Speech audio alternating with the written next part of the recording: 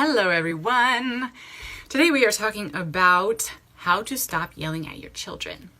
I think so many of us are trying so incredibly hard to be the best parents that we can be, to raise kids that love God, that love others, that are resilient and kind and responsible and think for themselves. And we know that yelling at them doesn't help any of those goals, and neither does it help us. It ends up leaving us ashamed of ourselves and out of control and angry and resentful at our children for making us angry in the first place. Making us angry, right? They didn't do it, but more on that later. And this is all avoidable. Like, you do not have to yell at your kids. I don't care if the situation you're in right now is that they never listen. We're going to talk today about why that is and what you can start doing to reverse that. So the reason that children don't listen until we yell is that they come into this world, their main driving force is to go learn about the world. And to learn about the world, what they want to do is they want to find where all of the true boundaries are in a social setting, in a physical world. Like, if you have little boys, you've probably seen them launch themselves off of things to find out how active can I actually be before it hurts, right? We do this children are just amazing at it. And what they want to do is find the actual walls, the edges of their world. And so what we do a lot of the times is we set a rule or make a request, and then they do what they're designed to do, which is push that boundary. And instead of enforcing a consequence or taking an action, we just tell them again. We just repeat ourselves. Well, repeating yourself is not a wall for a child. It is a consequence that they are okay dealing with, right? So they're going to push it again and again and again and again. And then what a lot of us end up reverting to is we tell them multiple times, and then we get really frustrated that they're not listening, which is not on them at all. That's what they're designed to do, is find the edge. We're not putting the edge there. The edge that we finally put, the wall that we finally enforce, is yelling. And what happens when we yell at our children is one of a couple things. One of the things that might happen is that we might actually frighten them, like the noise itself is jarring to their system. If they're very young, this may be what's part of what's going on. So they will comply. Or the child is old enough to understand, mommy or daddy is angry at me. I'm disconnected from the source of my safety. Right? This is very unsettling, and they will comply. And this is essentially manipulation. This is not allowing them to choose from as logical a place as they can reach. We're getting to this really uncomfortable place for everyone, where there's a lot of emotion on our end. We're making them responsible for that emotion. It's not a good place to be. But if that's the only wall they have, they're going to push until they reach that point, so that now you're yelling all day long. And that's the only wall they get. The alternative to this is for any boundary or request you're going to make, they're all boundaries essentially, but a boundary would be like, if you throw the toy, I will remove the toy.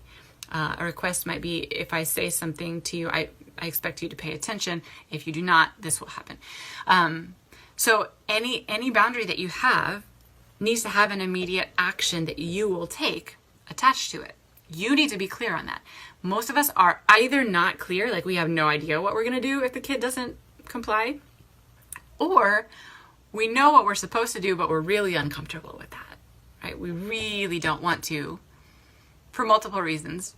And we might have to talk about those on a different video. Guilt, shame, feeling unfun, dealing with the tantrum that's going to happen, right? Those are we'll talk about that.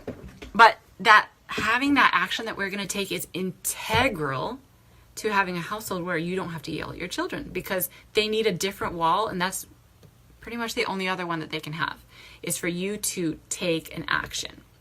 So your next steps, if you really want to stop yelling at your children, is to make sure that for every rule or boundary that you feel is very important in your household, and be picky here, like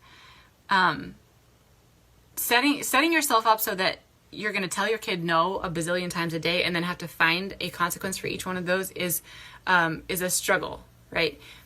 Be picky about, okay, we have a couple of main rules. We take care of each other. We take care of our things. We don't say unkind things. Like, make it a small list that encompasses a lot of other things, and decide what you will do specifically if your child breaks any of those. You may need to even decide, well, if I tell my child to stop doing something in the moment, what is my response to that? If it's just like a random thing that I haven't had time to decide. For me, a lot of times that's just helping my child stop. If they will not do it, I will help them. That may be physically removing them from the situation. We can do more on boundaries later, but the point is that you decide for the rules that matter to you, what is the action you will take if your child disregards that rule once or twice. You may want to give them a reminder. But in either case, long before you start yelling at them, what action will you take? Be prepared for the fallout. There will be a tantrum.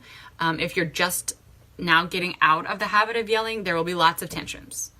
And if you need help with that, I'm here for you, because you can get through it. Eventually, the child will learn, with mom and dad, the wall is right after they tell me to do something. Like, that's it. There's no freebies.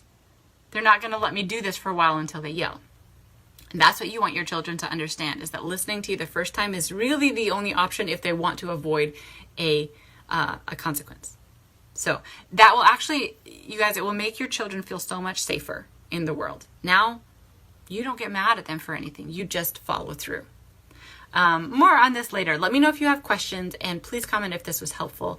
I appreciate your shares and your support. And yeah, let me know if I can do more for you guys. Have a wonderful day, and set some boundaries. Yeah? Take care. Bye-bye.